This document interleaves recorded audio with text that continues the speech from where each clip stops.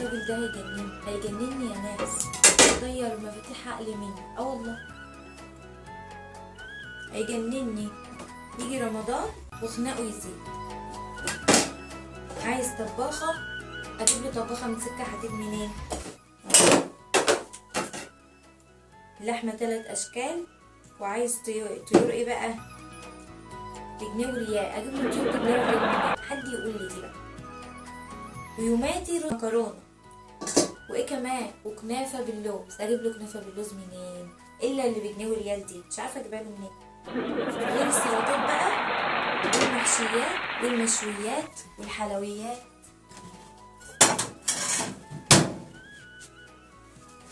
ولو قلت يا اخويا الاكل كتير، يا اخويا الاكل كتير بلاش تبذير، يردول. يا اخواتي صايم وراجل شقيان، مراتي عايزه تجوعني حتى في رمضان. دي نسبت ايه دي؟ يا عالم فهموه، رمضان ما عمروش قال كده. رمضان قال احمدوه والحمد مش بالشكل ده. الراجل ده هيجنني وربنا هيجنني.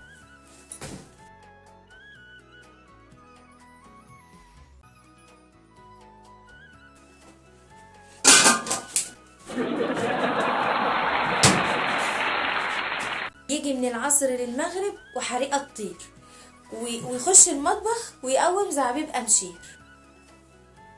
الراجل ده هيجنني.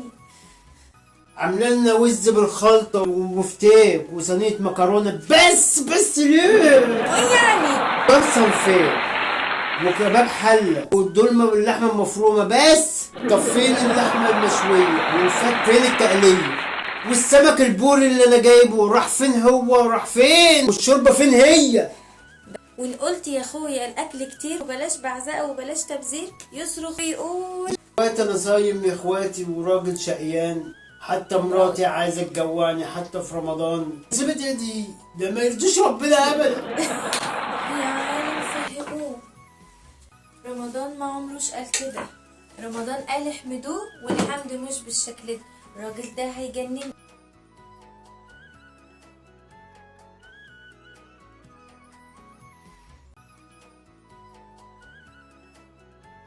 ونرسي الأكل على السفرة أشكال والوان،